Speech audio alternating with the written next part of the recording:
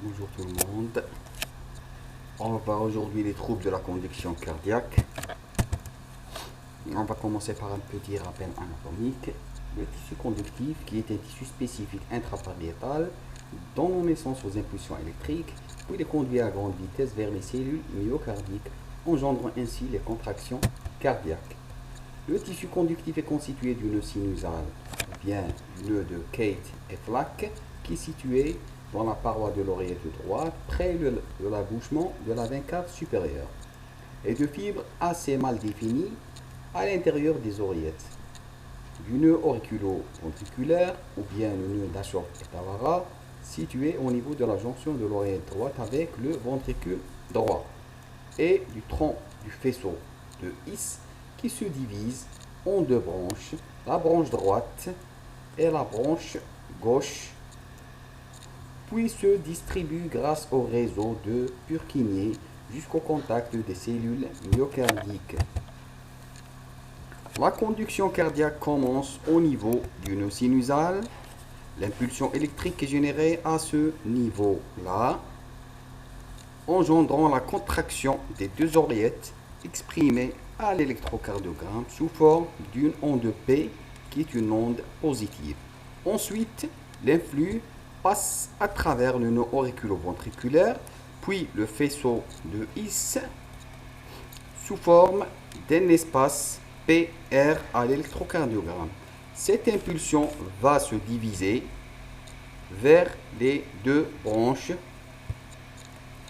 jusqu'au réseau de Purkinje, entraînant ainsi la contraction des deux ventricules, ce qui s'inscrit à l'électrocardiogramme sous forme d'un complexe QRS. Donc cette image illustre bien le système conductif ainsi que le siège des différents troubles conductifs. Donc les troubles conductifs à l'étage auriculaire, ou bien les troubles de la conduction sino-auriculaire à l'étage au niveau du faisceau de His, ce qu'on appelle les troubles ou bien les blocs auriculo-ventriculaires, et les blocs au niveau des branches du faisceau de His ou bien les blocs intraventriculaires. On va commencer par les troubles de la conduction intraventriculaire. On va commencer par les blocs incomplets droits, donc où la conduction est ralentie mais non complètement bloquée au niveau de la branche droite. Pour le diagnostic, il faut que le rythme soit supraventriculaire, la durée de QRS entre 0,08 et 0,11 secondes, et en V1, un aspect RS R', ou bien RS grand R', ou bien R petit r grand S petit r', avec un sous-décalage du segment ST et en 2T négatif, ou bien des troubles de la repolarisation secondaire. La déflexion intrasécoïde est de 0,06 à 0,07 secondes. Pour les étiologies des blocs incomplets droits, il peut être physiologique avec un aspect petit r, petit s, petit r'. Il peut être dégénératif avec l'âge. On peut le voir dans les rétrécissements mitraux, les cœurs pulmonaires chroniques et les cardiopathies congénitales, et aussi dans l'embolie pulmonaire, en rapport avec la dilatation des cavités droites. La déflexion intrasécoïde, donc on la mesure du début de QRS jusqu'au sommet de l'onde S, l'onde R plutôt, de l'onde R ou bien de l'onde R'. Pour les blocs de branche droit complets, on a une interruption totale de la conduction au niveau de la branche droite. Pour le diagnostic, il faut que le rythme toujours soit supraventriculaire. La durée de QRS est supérieure ou égale à 0,12 secondes, c'est-à-dire 0,12 secondes, 3 petits carreaux.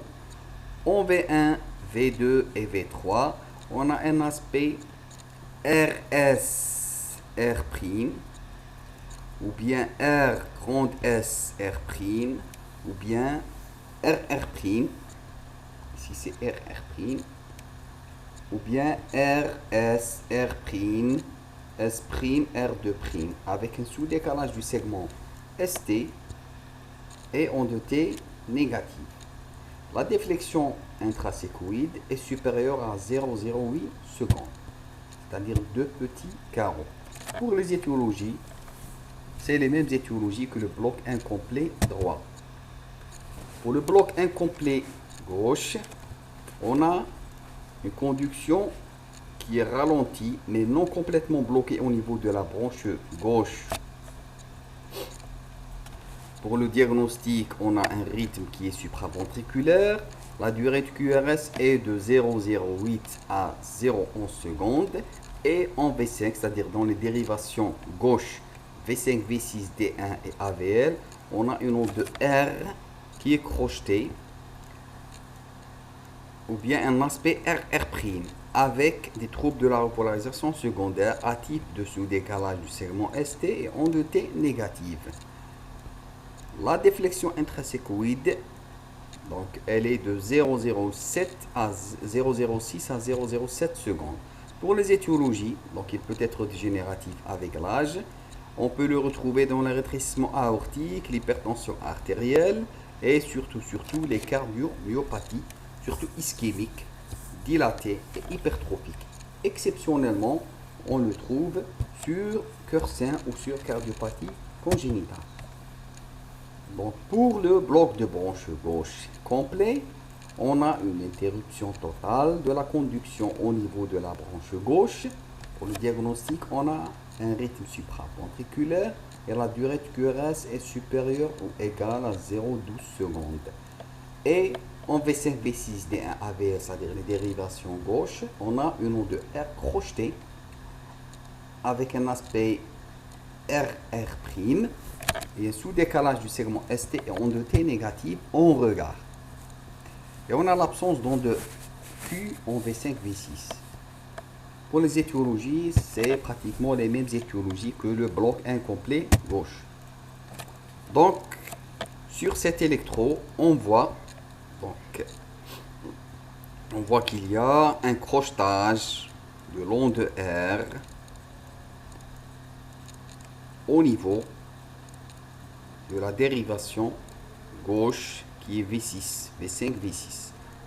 En V5, V6, on a un crochetage de l'onde R avec absence d'onde Q et un sous-décalage du segment ST de à peu près 1,5 mm ou bien 2 mm et onde T qui est négative. Ça c'est en V5, V6. Un crochetage de l'onde R avec une déflexion intrasécoïde qui est augmentée, supérieure à 60 millisecondes, à peu près 80 millisecondes. Et en V1, on a cet aspect-là, donc aspect QS, ou bien aspect petit r et grand S en V1, V2. Donc ça, c'est un bloc de la branche gauche. Soit il est complet ou bien incomplet en fonction de la durée de QRS, soit supérieur ou égal à 0,12 secondes dans le bloc de branche gauche complet, soit inférieur à 0,012 secondes dans le bloc de branche gauche incomplet, et en fonction de la déflexion intrasécoïde. Donc ça, c'est un aspect de bloc de branche gauche en V5, V6. Donc on voit le crochetage de l'onde de R avec un sous-décalage du segment ST et onde T qui est négative en V5, V6, c'est-à-dire les dérivations gauche. Et en V1, on voit cet aspect-là, donc petite onde R et grande S. Parfois, on trouve carrément un aspect QS, c'est-à-dire absence d'onde R et on voit une grande onde qui est négative. Donc c'est l'aspect QS. Et la durée de QRS, elle dépasse 0,012 secondes. Donc c'est un bloc de branche gauche qui est complet. Donc pour les branches fasciculaires, donc, l'interruption de la conduction est au niveau des filets de la subdivision antérieure ou postérieure de la branche gauche. C'est-à-dire soit on peut avoir un hémibloc antérieur gauche, soit un hémibloc postérieur gauche. Pour l'hémibloc antérieur gauche, on a une forte déviation axiale gauche du QRS. Donc l'axe est de moins de 45 degrés et on a un aspect R, petit r, grande S, en D2, D3, AVF, dans les dérivations inférieures. Pour l'hémibloc postérieur gauche, c'est l'inverse. On a une déviation axiale droite et un aspect petit r, grande S, en D1 et AVF. Donc sur cet électro, on voit en D2 et en D3 et en AVF, on voit cet aspect-là. Donc une petite onde R et une grande S. Donc l'axe, donc le QRS, il est négatif en D2, D3, AVF. Donc on a une forte déviation de l'axe de QRS vers la gauche, ce qui correspond à un hémibloc antérieur gauche. Sur cet électro, qu'est-ce qu'on voit? On voit que le QRS est négatif en D1. En D1, le QRS, il est négatif. C'est-à-dire on a une petite onde R, une grande onde S. Donc l'axe, il est fortement dévié à droite. Il est positif en D2 et en D3 et en AVF. Donc on a une forte déviation axiale droite, ce qui est en rapport avec l'hémibloc postérieur gauche. Et en V1, V2, V3, on voit ce crochetage de l'onde R avec onde T négative et sous décalage du segment ST, ce qui correspond à un bloc de branche droite complet quand il est supérieur à 0,012 secondes. Donc maintenant, on va voir les troubles de la conduction auriculo-ventriculaire. Ils sont dus au ralentissement ou interruption de la conduction de l'onde d'excitation des oreillettes vers les ventricules. On a plusieurs types de blocs auriculo-ventriculaires. Ici, c'est schématisé par le retard de conduction de la pizza. Donc, on va commencer par le bloc auriculo-ventriculaire de premier degré. Donc là où il y a un ralentissement de la conduction auriculo-ventriculaire, sur l'électro, on a un PR, c'est-à-dire un PR, un espace PR du début de l'onde P jusqu'au début de l'onde du complexe QRS qui dépasse 0,20 secondes et qui est constant. Donc on a un PR qui est lent, on a un allongement de l'espace PR qui est constant de plus de 0,20 secondes. Pour le BAV de deuxième degré, bien le Mobitz 2, on a un allongement progressif de la conduction auriculo-ventriculaire jusqu'à interruption de la conduction. Donc allongement progressif du PR jusqu'au blocage de l'onde P. Donc onde P qui est bloquée, c'est-à-dire elle n'est pas suivie par un QRS. Donc ça c'est le Mobitz 1. Donc pour le BAV de deuxième degré, on a deux types. Donc le Mobitz 1 et le Mobitz 2. Pour le Mobitz 2, donc on a un blocage inopiné de la conduction auriculo-ventriculaire avec des espaces PR qui sont constants. Puis certaines ondes P sont bloquées. Donc on a donc ça c'est une onde P qui est suivie d'un QRS. Donc ça c'est une onde P qui est bloquée. Donc, P bloqué, P conduite. Donc on a un blocage inopiné de la conduction auriculo-ventriculaire avec un PR qui est constant.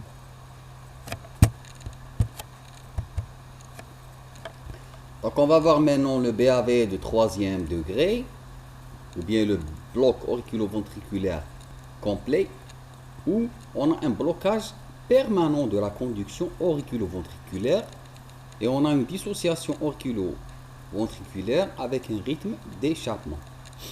Donc,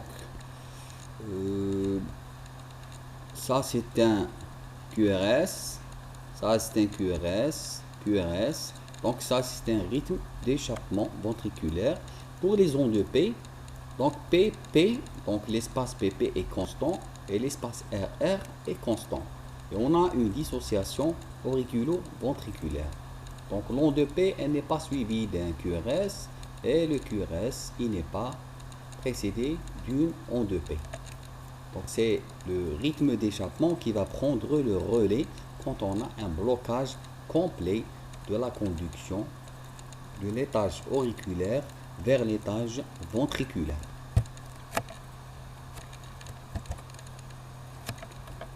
Donc on va récapituler ce qu'on a dit. Donc ça c'est un aspect normal. Donc PR, donc l'espace PR dure 0,16 secondes. Donc il est normal. Donc, la conduction est normale. Donc l'onde de P est suivie d'un QRS. Et le QRS est précédé d'une onde de P. Pour le BAV du premier degré, on a un allongement de l'espace PR, donc supérieur à 0,20 secondes. Un allongement donc, qui est constant. Pour le BAV de deuxième degré, on a pour le Mobitz 1, on a un allongement progressif de l'espace PR, donc 0,16, 0,20, 0,24, jusqu'au blocage de l'onde de P. Donc l'onde de P, là, elle est bloquée, c'est-à-dire elle n'est pas suivie d'un QRS. Pour le BAV de deuxième degré Mobitz 2, on a un blocage inopiné de l'onde de P. Donc un blocage inopiné avec un espace PR qui est constant et qui est normal. Donc PR 0,16, PR 0,16, 0,16 et ici on a une onde de P qui est bloquée. Pour le BAV de troisième degré, on a une dissociation auriculoventriculaire, c'est-à-dire PP, donc là, cette onde de P n'est pas conduite, elle n'est pas, donc il n'y a pas de conduction entre l'onde de P et le QRS. Cette onde de P n'est pas conduite, P non conduite, P non conduite, P non conduite. Et on a un QRS, donc ça c'est un échappement ventriculaire, avec une dissociation auriculoventriculaire. Donc pour les symptômes des blocs auriculoventriculaires, soit ils sont asymptomatiques, soit on peut avoir un étourdissement jusqu'au syncope, c'est-à-dire perte de connaissance à type de syncope. Pour les étiologies des blocs auriculoventriculaires, on a les causes dégénératives comme la maladie de Lenègre et la maladie de Lève. Pour la maladie de Lève, il y a des calcifications. C'est en rapport avec des calcifications au niveau du septum et du squelette fibreux cardiaque. Pour la maladie de Lenègre, c'est une maladie dégénérative primitive du tissu de conduction. Le RAO calcifié, ou bien la maladie du Monckeberg. Pour les causes infectieuses, on a l'endocardite infectieuse et la diphtérie. Les causes ischémiques, on a les infarctus du myocarde qui peuvent entraîner des blocs auriculoventriculaires. Les causes congénitales, comme la communication interventriculaire, l'hypothyroïdie sévère et les étiologies ou bien les causes médicamenteuses, les digitaliques, les bêta-bloquants et l'hypercalémie qui peuvent engendrer des troubles conductifs auriculoventriculaires. Pour le traitement, donc généralement le BAV de premier et de deuxième degré, donc il n'y a pas de traitement. Il faut traiter l'étiologie, sauf si ils sont symptomatiques. Pour le BAV de troisième degré, donc on traite l'étiologie et on utilise les sympathomimétiques pour accélérer la fréquence cardiaque. Donc on utilise l'isoprénaline ou bien l'isuprel en perfusion continue à raison de 5 ampoules dont 250 cc de sérum glucosé. Et c'est une indication de stimulation temporaire puis définitive avec un pacemaker.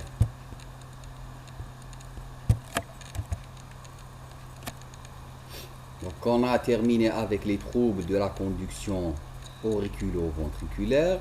Maintenant, on va voir les troubles de la conduction sino-auriculaire, c'est-à-dire à l'étage auriculaire. On a plusieurs types. C'est-à-dire la conduction, donc il y a un trouble conductif entre le nœud sinusal et, c'est-à-dire à l'étage auriculaire, sino-auriculaire. On a plusieurs types de blocs sino-auriculaires. Pour le premier degré, on a un simple retard ou allongement du temps de conduction entre le nœud sinusal et le nœud auriculo-ventriculaire. À l'électrocardiogramme de surface, il n'y a pas d'expression électrique et il n'y a aucune conséquence clinique. Donc sur l'électro, donc il n'y a rien. Donc le BSA du premier degré, il est caché. Pour le BSA du deuxième degré, on a deux types. On a le type 1 et le type 2. Pour le type 1, ou bien période de Wenckebach sinusale, on a un allongement progressif de la conduction sino-auriculaire jusqu'à ce que finalement un battement sinusal ne soit pas conduit jusqu'à l'oreillette, c'est-à-dire absence d'onde de P. Ou bien on peut avoir un allongement ou raccourcissement progressif des espaces PP correspondant à des battements regroupés, c'est-à-dire des PP croissants ou PP décroissants. La durée des pauses est inférieure à 2 fois celle du cycle le plus court. Et les intervalles PR sont constants parce qu'il n'y a pas de trouble conductif à l'étage ventriculaire. Donc ça, c'est un bloc sino-auriculaire du deuxième degré type 1. Donc, on a une onde de P qui est suivie d'un QRS. Donc, P suivi d'un QRS, P suivi d'un QRS, P jusqu'au blocage. Donc là, il n'y a pas d'onde de P. C'est-à-dire il y a un trouble de la conduction sino-auriculaire. Donc, il n'y a pas d'onde de P.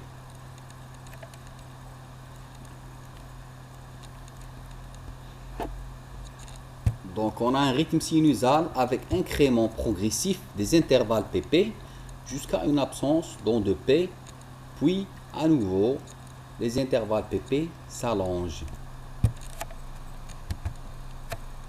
Pour le BSA du deuxième degré de type 2, il n'y a pas d'allongement progressif du temps de conduction et donc pas de période de Wenckebach. On a des pauses intermittentes sans onde de P ni de QRS interrompant des cycles d'onde de P régulières. La durée des pauses est le double de la durée du cycle de base. Donc on a absence d'onde de P d'une façon inopinée, ou bien on a des pauses intermittentes. Donc il n'y a pas d'onde de P ni de QRS.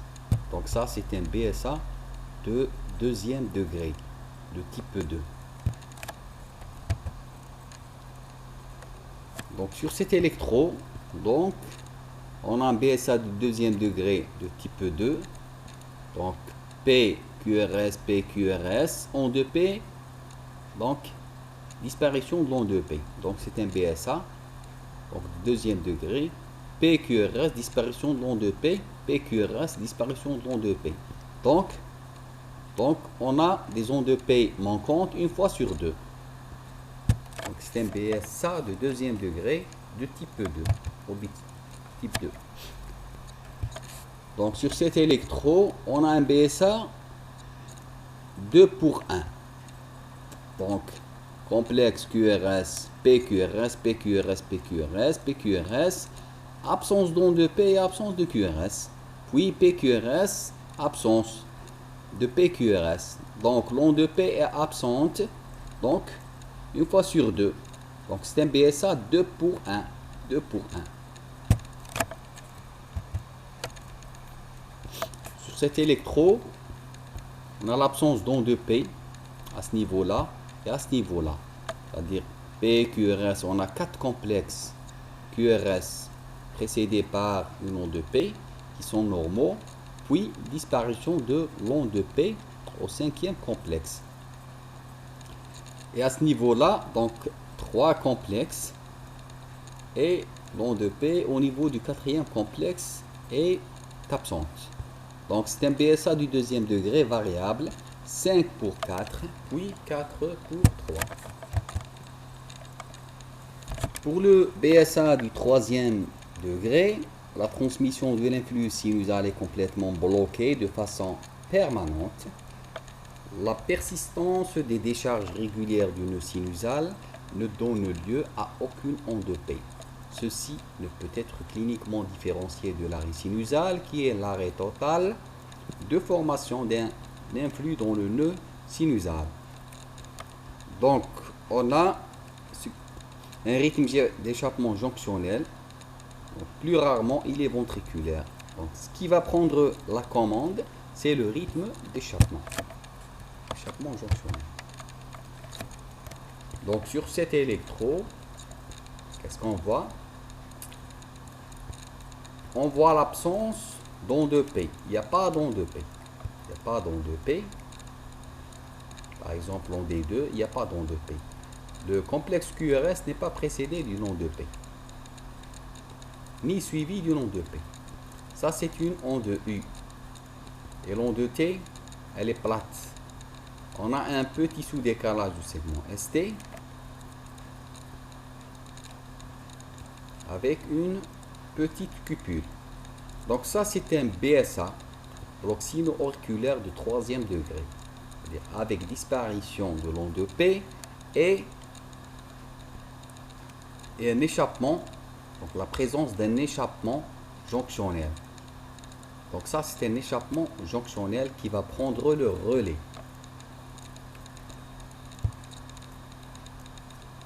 Donc ce qui est en rapport avec une intoxication digitalique. Donc sur cet électro, il n'y a ni onde de P ni QRS. Donc absence d'onde de P, pas de rythme d'échappement. Donc ça, c'est une asystolie. Sur cet électro, on voit qu'il y a des ondes de P qui sont dissociées du QRS. Donc ce QRS n'est pas précédé par une onde de P. Donc ça, c'est une onde de P qui n'est pas suivie par un QRS. Donc l'onde de P, elle est là. Elle est au niveau de l'onde de T. Cette onde de P, donc elle n'est pas conduite. Ça, c'est un BAV complet avec dissociation auriculaire, auriculo-ventriculaire et un échappement ventriculaire qui va prendre le relais. Donc il y a un blocage entre l'auricule ou bien l'oreillette et ventricule qui est complet avec un échappement ventriculaire. Donc sur cet électro, qu'est-ce qu'on voit? Il y a plusieurs électros. Donc l'onde de P est suivie d'un QRS, onde de P suivie d'un QRS, donc l'onde de P suivie d'un QRS. Donc on a un espace PR qui est allongé de plus de 0,20 secondes, c'est-à-dire plus d'un gros carreau, et il est constant. Donc espace PR constant allongé. Donc ça, c'était un BAV de premier degré. Bloc auriculo-ventriculaire de premier degré. Sur cet électro, le deuxième électro, on a un espace PR qui s'allonge progressivement jusqu'au blocage de cette onde de P. Cette onde de P est bloquée. Elle n'est pas suivie d'un QRS. Donc ça, c'est un BAV de deuxième degré type Wenckebach. Ça, c'est le deuxième degré Mobitz 1. Donc, allongement progressif du long de P jusqu'au blocage. Sur le troisième électrode, on a un espace PR qui est normal, qui est constant, avec une onde de P qui est bloquée. Donc, d'une façon inopinée. Donc, espace PR normal et constant avec un blocage inopiné du long de P, ce qui est en faveur d'un BAV du deuxième degré Mobitz 2. Sur le quatrième électrode, on a donc un espace PR qui est constant, PR constant, PR constant. Cette onde de P, elle est conduite, suivie d'un QRS. Cette onde de P suivie d'un QRS. La sixième ou bien la cinquième suivie d'un QRS. Cette onde de P, elle n'est pas conduite. Cette onde de P, elle n'est pas conduite. Donc ça, c'est un BAV de deuxième degré, Mobitz 2. Donc blocage inopiné de l'onde de P. Donc 2 pour 1. Donc c'est un 2 pour 1. Sur le dernier ECG, donc cette onde de P, elle est bloquée. Donc il y a une dissociation auriculo-ventriculaire. Donc P, P, P, P, P. Donc espace PP constant et RR constant. Mais il y a une dissociation. Ces ondes de P sont bloquées. Et là, on a un QRS. Donc ça, c'est un rythme d'échappement jonctionnel. Parce que le QRS, il est fin. Donc un BAV de troisième degré avec dissociation auriculo-ventriculaire et rythme d'échappement jonctionnel. Sur cet électrode, donc, on voit nettement que en D2, D3 et AVF, le QRS il est négatif. Négatif en D2, D3, AVF. Donc là, on a une forte déviation de l'axe du QRS à gauche. Une forte déviation à gauche, ce qui correspond à un hémibloc antérieur gauche.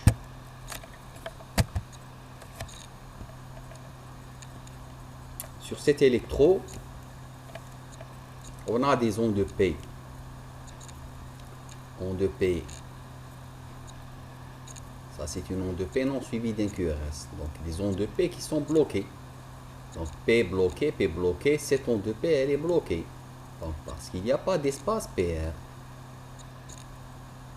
Donc, les ondes de celle-là, c'est une onde de P qui est tombée dans l'onde de T. Donc, les ondes de P sont bloquées. Et on a des QRS avec une bradycardie, des QRS qui correspondent à un rythme d'échappement jonctionnel.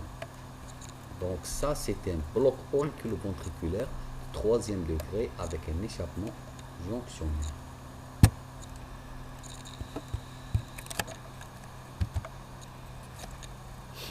Donc sur cet électrode, qu'est-ce qu'on voit?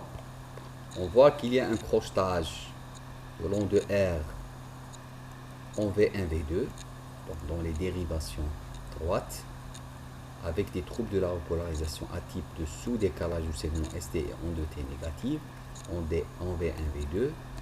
Donc ça, c'est un bloc de branche droite, de la branche droite, complet, parce que la durée de QRS dépasse 0,012 secondes et la déflexion intrasécoïde dépasse 0,08 secondes.